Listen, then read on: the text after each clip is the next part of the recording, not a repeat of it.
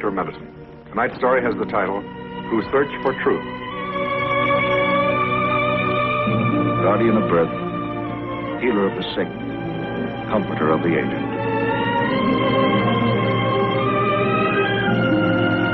And the qualities of the worthy physician are three: the eye of an eagle, the heart of a lion, the hand of a woman.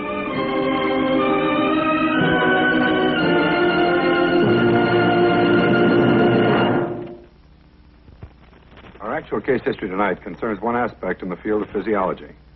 The object in point, a legal contract. It's dated October 19, 1832. It represents an agreement never duplicated in the history of man.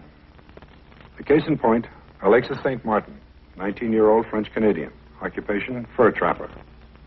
On the 6th day of June in the year 1822, he reached the trading post at Fort Mackinac, Michigan. Awaiting him there were money and trade goods in exchange for his furs. Also awaiting him was a most unusual destiny. Go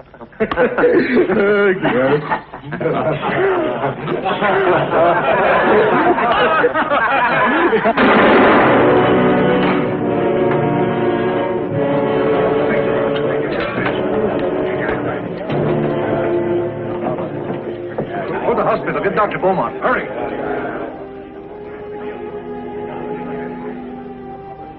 Thus, in the early afternoon of June 6, 1822, William Beaumont, M.D., an obscure army surgeon pursuing his profession in the far reaches of the Michigan wilderness, strode into the crude back room of the Mackinac trading post and raised the curtain on one of the most admirable and most important dramas ever enacted in the field of medical science.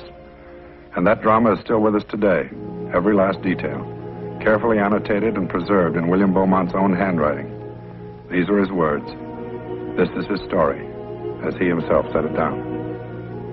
Being then stationed at the garrison on the island, I was immediately called to the relief of Alexis St. When I arrived at the place, I found him senseless and apparently in a moribund state. The shotgun charge, consisting of powder and duck shot, was received in the left side at close distance. It had blown off and fractured the 6th rib about the middle anteriorly, fractured the 5th rib, ruptured the lower portion of the left lobe of the lungs, and lacerated the stomach by a spicula of the rib that was blown through its coat. I also noted a portion of the lungs protruding through the external wound. Immediately below this, a portion of the stomach protruded. There was a puncture in this portion large enough to receive my forefinger. Alexis St. Is that correct? Yeah. Came in early this morning. They say he's from Montreal. Came down with one of the expeditions. Anyone with him? Friend or relative? No, he was alone. Oh, it's too bad. Oh, it was an accident. We're sure of that. I want him moved to the post hospital as soon as possible. Well, get a letter. Take him to hospital. You think he still has a chance with a wound like that? I don't think he can live more than 36 hours. In the meantime, I still intend to do everything possible to keep him alive. Before moving the patient, St. I attempted to reduce the portions of the lungs and stomach which protruded from the wound. I found the lung was prevented from returning by the sharp point of the fractured rib, over which its membrane had caught fast. But by raising up the lung with the front finger of my left hand, I clipped off with my penknife and my right hand the sharp point of the rib, which enabled me to return the lung into the cavity of the thorax. After giving the wound a superficial dressing, the patient was moved to the post hospital, and in about an hour I attended to dressing the wound more thoroughly, not supposing it probable for him to survive the operation of extracting the fractured spicula of bones and other extraneous substances. But to my utter astonishment, he bore it without a struggle or without sinking. After that, I applied over the wound a carbonated fermenting poultice, changing it once every 8, 10, or 12 hours. The desired effect was achieved in less than 84 hours, with a lively reaction commencing in about 24 hours. This reaction was accompanied with strong arterial action and high inflammatory symptoms of the system generally, more especially of violent pneumonia and inflammation of the lungs.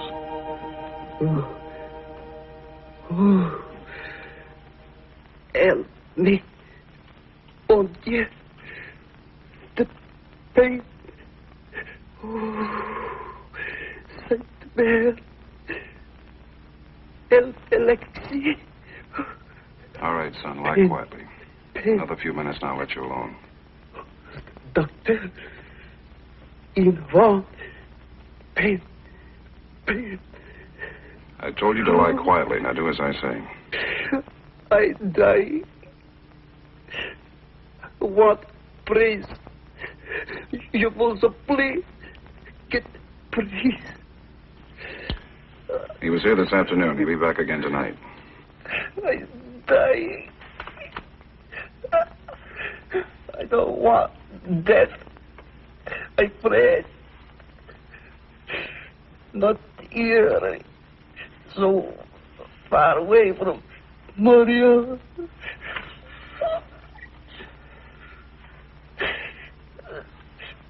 Big trees. Mountain. The white river. Oh. Big land. My own. So far away. My family. You must play, doctor. Not dead. Not let me die. No, Alexis, your life is not all within my power. But for myself, I promise you, I won't let you die. 8th of June. The fever continues, and there has been no reaction from the bowels at all. Everything the patient takes into his stomach is either absorbed or makes its exit from the wound in the stomach externally. The protruded portions of the lungs and the lacerated section of the stomach have sloughed off, leaving the large puncture of the stomach plain to be seen. The patient thus far has experienced no sickness or irritability of the stomach, not even nausea. You know what, William? I just don't know. It's just so hard to take hold of. Imagine. By all that's right, that boy should have been dead days ago. I'm surprised as you, Deborah, but the fact remains he's very much alive. But if he's in torture, I mean, all that suffering, all the pain, half his stomach open. What reason? You know he can't live. Where life is, I try to persuade it to remain. I succeed, I fail.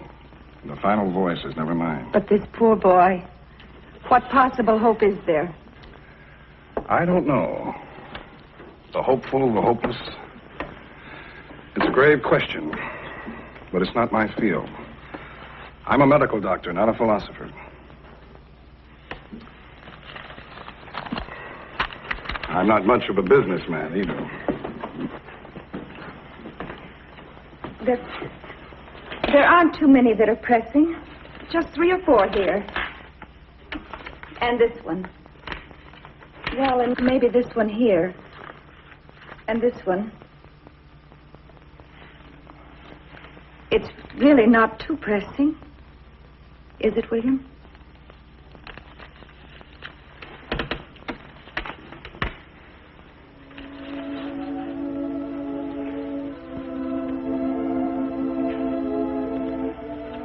I love you. I love you very much. Don't you worry now. You hear? It's going to be all right. I don't think so, Deborah. And I'm not worried much.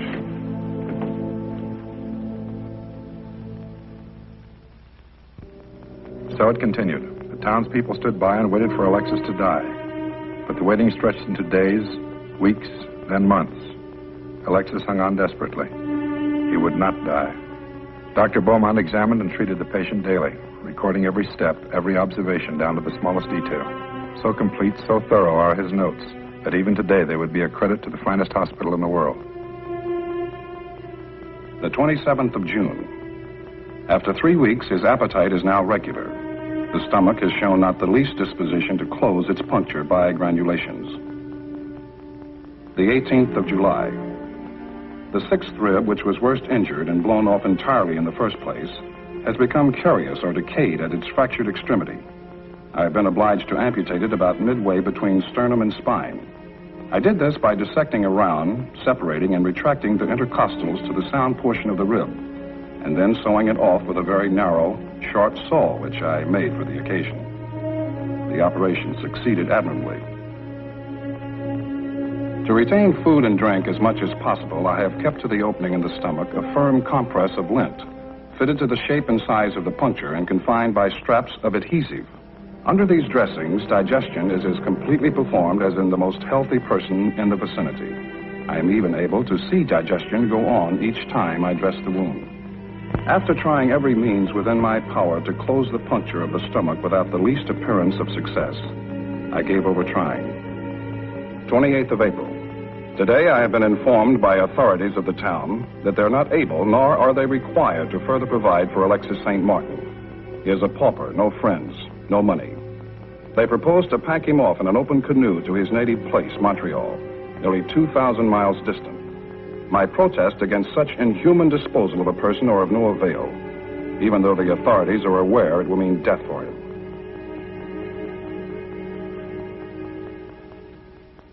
Happy are they that die in the poorhouse of this town. In my opinion, the public officers of the town would sooner pay a round sum for the extinction of a pauper than to make an exertion or take any trouble to procure the necessary assistance. Don't you think that's a bit strong, William? They really have a good excuse.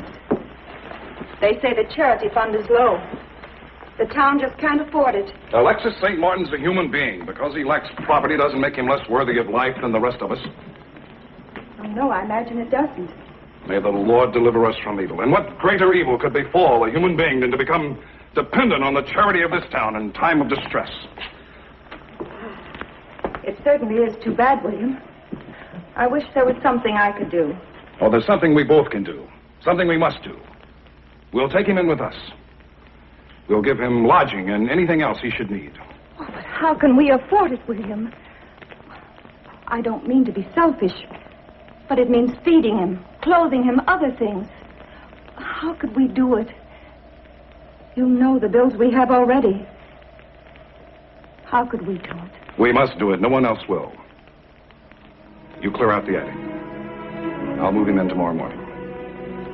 Yes, William. Just as you say. William Beaumont took Alexis into his own family in 1823 and remained with him almost 2 years. During this time, despite his salary of $40 a month, Beaumont nursed him, fed him, clothed him, furnished him with every comfort, and dressed his wounds twice a day. Then one night in the early months of 1825, suddenly, unexpectedly, the first glimmering of the grand idea came to him.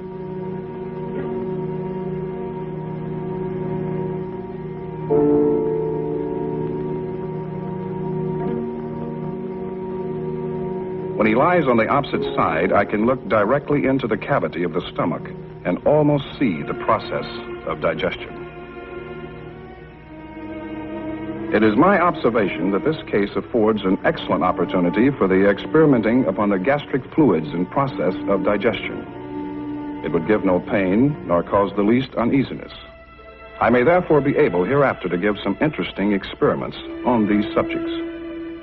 I have now found that I can pour water into the stomach with a funnel or put in food with a spoon and draw them out again with a siphon.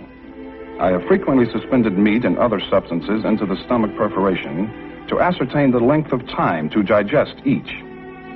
At one time, I used a tint of raw beef instead of lint to close the opening in the stomach and found that in less than 5 hours it was completely digested off as if it had been cut with a knife. As the days follow, the patient becomes more discontent with his lot, not entirely without reason. All manner of digestible and indigestible objects are poked into the orifice of his stomach. He must fast for hours, lie in certain positions for long periods, and all this for the sake of medical science, in which the patient himself has not the slightest interest. Experiments began and continued in the year of 1825. The grand idea had come into being. It was only a start, a beginning, but it proved a firm foundation on which the obscure army surgeon erected his structure of incontrovertible truth. And as history will support, the final truths recognized were not easily attained. In the midst of some of Beaumont's most important experiments in late summer of the same year, Alexis St. chose to embark on another of his vacations without leave. In the face of things, there was nothing the good doctor could do but wait and hope for the return of his most unreliable, yet most valuable subject. And in time, he did return. Doctor, mon ami. I know you will. I know you would be here. This room. Same old place.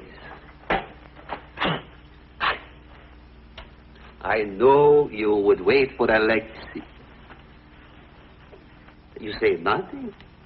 I go away, I come back, and you say nothing. You do not welcome Alexis. Where have you been? To see some friends. Friends here, there, all over I got friends. And I have good time, doctor. Very good time. We sing, we drink, we dance. Alexis have big old time. You should have seen it, mon ami. You should see it. You knew I needed you. Why did you leave? Doctor, to see some friends. Something wrong? I see it all the time. What difference if I go? It makes a lot of difference. You know that. I know nothing. What do I know of these things that you do to me? What for I should do it? To me it is nothing. Why? Because you agreed to, that's why. You gave me your word. Then I take back the word. No more. I do it no more. You push, you poke, here, there, you put things in, you take things out. For me, this is no good. Only you. You find out all about Alexis' stomach. Maybe this is what you want. This is not what I want. Then what is it? What do you want? I don't know. I do not know. This I know I do not want.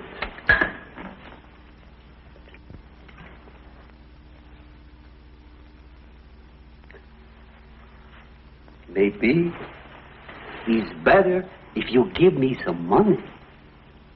Wait. You give me money, I'll not go. That's good, no? What I give you now is all I can spare. I have no more. I have a family to raise, remember? This is no good. That's bad. Mon ami, I like you. You are smart in the head. But also I like the money. I need it. Doctor, we are businessmen, no? To you, I sell the stomach. To me, you give the money. This is all right. You not give me money, I not stay. This is bad, no good. You give me money, I stay. No money, I go.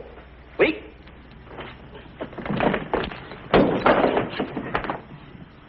Doctor, mon ami. Be quiet. You drunken lout. You selfish, miserable, drunken lout. I'm sick of you. You dare to come to my house in the middle of the night stinking of whiskey. Stumbling in here, bargaining and shouting at me to buy something you should be glad to give away free. Doctor. I told you to be quiet, do you hear? I don't want to hear another word from you. You have a short memory, Alexis. Do you remember moaning on a cot over at the post hospital while I stood attending you, moaning that you were dying? No death, no death. Je vous implore. Do not let me die, doctor. Remember that? Do you remember the days and the weeks that I took care of you? Every day? The weeks, the months, the years? The surgery. Working night after night to find a dressing that would keep your stomach covered so that you could stay alive. Do you remember that, Alexis, do you? All right. And what did I do after I attended you, my friend? What did I do every day after I had dressed your wounds, fed you, comforted you? Did I come to you and say, Alexis, I do not like this. I want money. We are businessmen. Either you pay or you die. Did I ever say that to you? Did I ever say that, Alexis? Did I ever say anything like that? No. All right, my friend.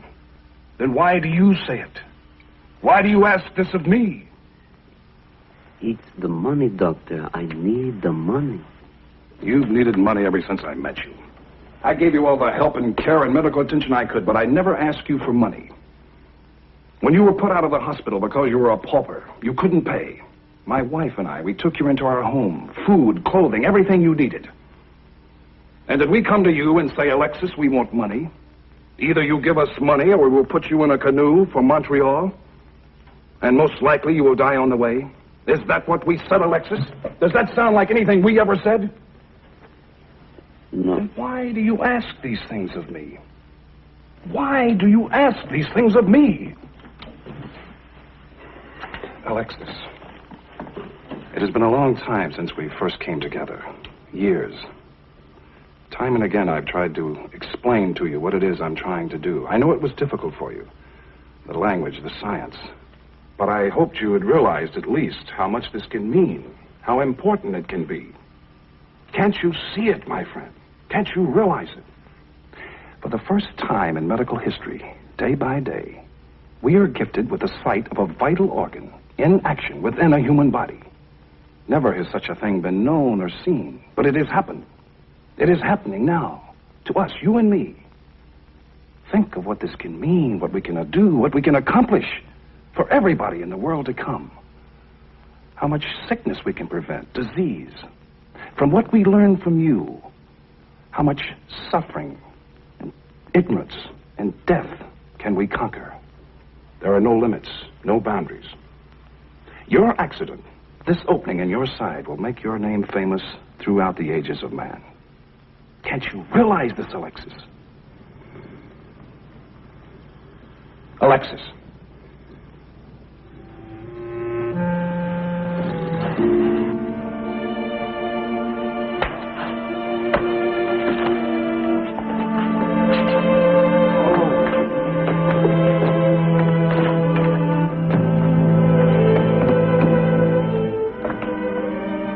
So with things temporarily restored to normal and the inevitable hangover given expert treatment, the experiments continue.